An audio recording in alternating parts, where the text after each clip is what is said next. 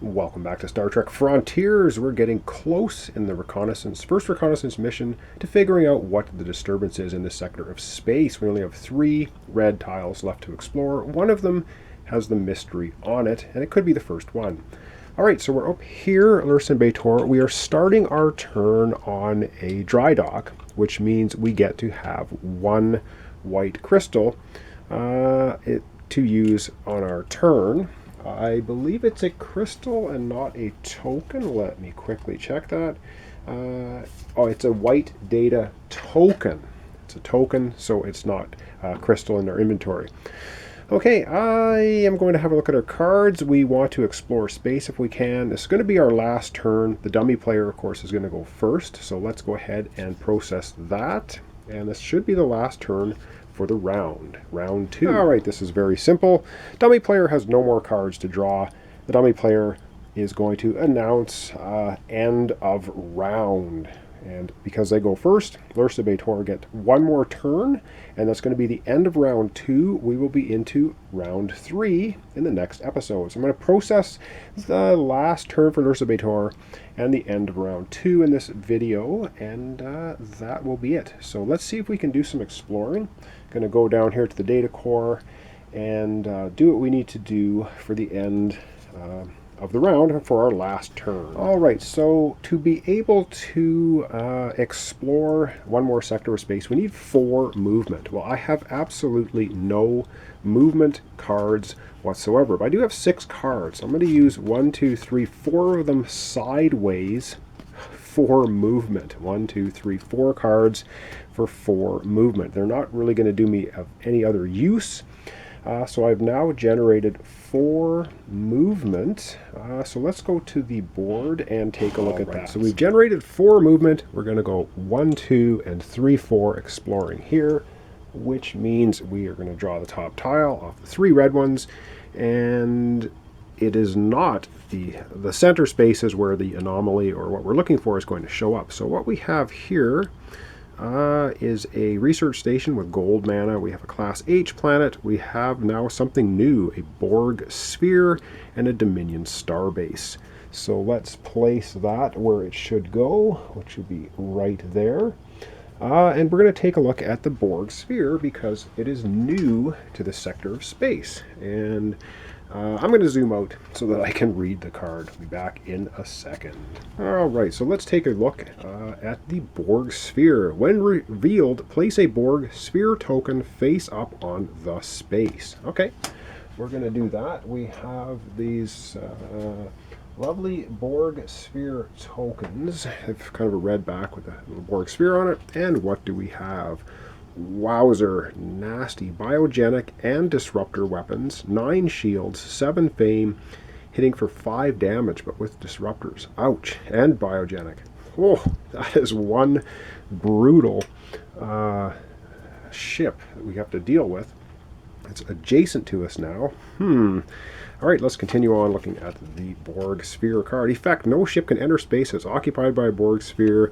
A Borg Sphere can be provoked into combat if you move adjacent to it, and then move adjacent again. Alright, and action, you can challenge the Borg Sphere from adjacent space as your action. And the reward, if you defeat the Borg Sphere, discard the token and gain reputation +2. Alright, so that's pretty nasty. I got some more cards to play, so we're going to go back to the data core area. Okay, since it's the end of the round, the end of the turn, we're going to play our cards. So we're going to play gain 1 data crystal, gold data crystal to your inventory. So we're just going to play that for its basic effect. That is going to give us a gold data crystal to our inventory. So now we have a gold, red, and blue in there. And we're going to play the Lursa and B'etor card as well, just the original effect. Gain a red or gold data token, or gain a blue data crystal to your inventory. We're going to gain a blue data crystal to our inventory. So now we have 2 blue, a red, and a gold crystal in our inventory. And that basically plays all of our cards. And we are virtually at the end of our turn. Now we have to discard our white data token. We didn't use it at the end of the turn, so it goes away. We would discard, of course, all cards we play for Lursa and B'etor, which is everything. So we managed to play every card. Oh, and I almost forgot. I want to use this token as well because it will refresh at the end of the round. And you get to flip this over, and you get a data crystal of any color of one of the dice in the data core. The only basic color in the data core is red, so we're going to flip this token.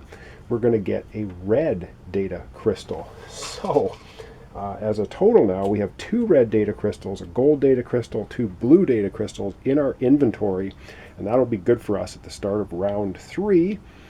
And so now that's basically the end of the turn, and it's the end of the round. Oh, and I forgot we did explore space.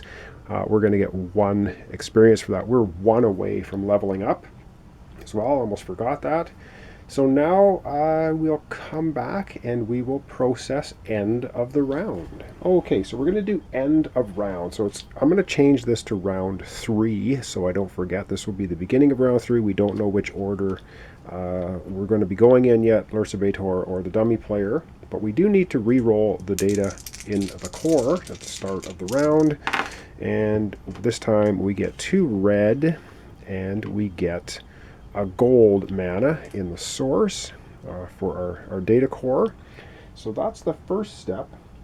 Next we're going to be looking at replacing the crew cards and the advanced action cards for the 2 revealed Class M planets that are out. And you replace the advanced action cards for the Class M worlds that are out if the worlds are not decimated. They can be decimated. So we have 2 of them, so let's go ahead, replace the crew and those advanced actions. All right, I'm doing it long distance, so we'll be able to look at them. So the Federation officer and Wayun are going to go to the bottom of the crew offer deck. Also, the 2 advanced actions also go back to the bottom of the advanced actions deck. That was for the 2 Class M worlds. Now we're going to get 3 new crew members are going to be available for recruiting for round 3. And we have a Federation officer costing 4 diplomacy at a star base. He can be recruited. He's the first one up. Then we have Mirok, which is Class M world, costing 7 attack or shields 3. If you use blue, pulse photon attack 4 or pulse photon shields 4. Wow, that's pretty brutal. That's a good one. And the last offer, Navek, at a star base or a Romulan star base. Attack 2 or diplomacy 4 on an away mission. So there we go. Those are our crew offerings. Now we have to have 2 advanced offers for the 2 Class M worlds. And we get special maneuvers. Move 2 and a lot of tiny text that I'll let you read. I said during combat this turn, you may spend move points left over. Okay. So that's the first offering for 1 Class M world. The other one is Ingenuity, gain a white data token, or Power with red, gain a white data token, and a black data token. Okay, those are for the 2 Class M planets. Continuing on, I'm just going to readjust the camera a little bit because I think I can do the rest of end of turn, at least for the cards, if I do that. So I'll be right back here in a second. Okay, because we're playing solo, we are going to be taking the bottom, or the newest, or the oldest advanced action card, if I can get my words out properly. That's going to go into the card deck of the dummy player. So that's added to it. These are going to shuffle down 1, and we're going to get 1 new advanced action card revealed for round 3, which is Innovative Weaponry. Gain a blue data crystal in your inventory, okay, or Power long range photon attack, pulse attack 3. Wow, lots of long range attacks showing up. Might come in handy for the Borg Sphere. That takes care of our advanced actions. Now we have the undiscovered cards. So for solo play, we're going to remove the oldest card, which is blue. It's going to go to the bottom of the undiscovered card deck. And these are going to shift down. We're going to get a blue data crystal now showing up for our dummy player to help with the timer. So now dummy player is 2 yellow, a blue, and a red, making his hand possibly go a little bit quicker. And we're going to get 1 more undiscovered card revealed, Changeling. Power it with blue. You may only activate this ability if you possess at least 1 crew member. Draw the top card from the regular crew deck and examine it. You must then replace 1 of your crew members with the randomly drawn crew member. Wow, that's pretty cool. And the great link. If you power it with black and blue. Same as the basic effect, that you draw the top card from the elite crew deck instead. Wow, awesome. That's really good. These are very, very powerful cards. Okay, have I done everything mostly correctly? So we're going to be shuffling Lursa and B'etor's deck. We're going to go over to the Lursa B'etor play area here in a second. We'll be shuffling this entire deck for the dummy player for round 3. So let's go to Lursa B'etor area first, because we've got some updating stuff for end of round to do over there. Okay, so what we need to do for Lursa and B'etor is, of course, our Federation officer and Riker become available again for round 3. We also will be flipping over these tokens again. They are once per round tokens, so they will be also available now for round 3. Then we're going to shuffle the huge deck of cards. I'll do that off screen so you don't have to look at that.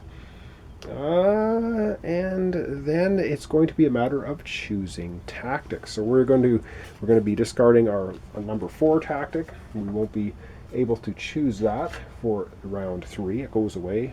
And the one that number 1 is the one that our dummy player had. So with that in mind, we'll go back to the data core, and then we're going to choose a tactic.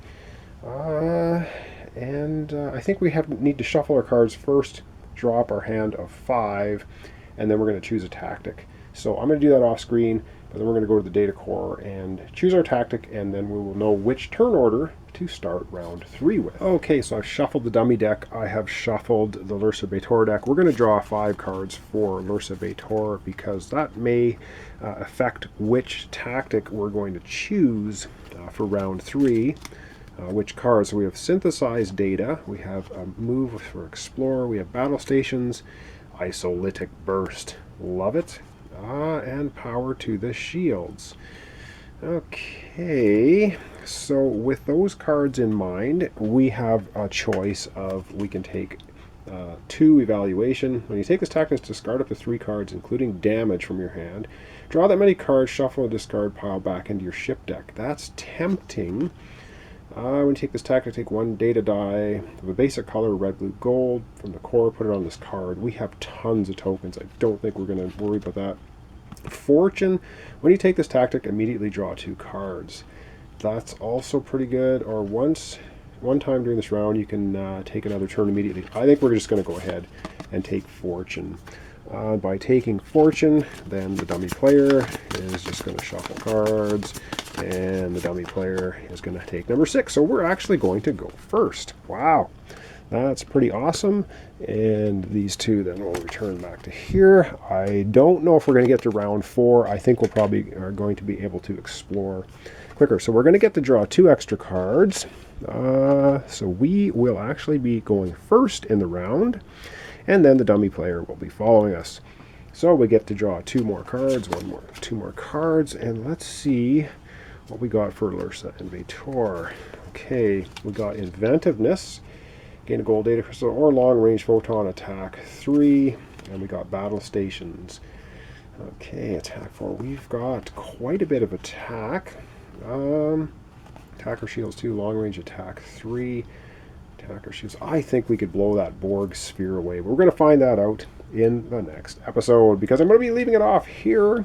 Again, time constraints. So this is Star Trek Frontiers. We're doing the first mission called First Reconnaissance, and we are trying to find out what is causing the disturbance in the area. We've run now into a Borg Sphere, which is pretty nasty, but I have a plan to take it out. We have 2 blue data crystals, 2 red data crystals, a gold data crystal. We have 2 red in the source, a gold in the source, and we're going to be starting round 3. So thanks so much for watching along. Thanks for your comments, your subscriptions and likes. Really appreciate it. Join me next time for the continuation of Star Trek Frontiers. We're doing First Reconnaissance with Lursa and B'etor.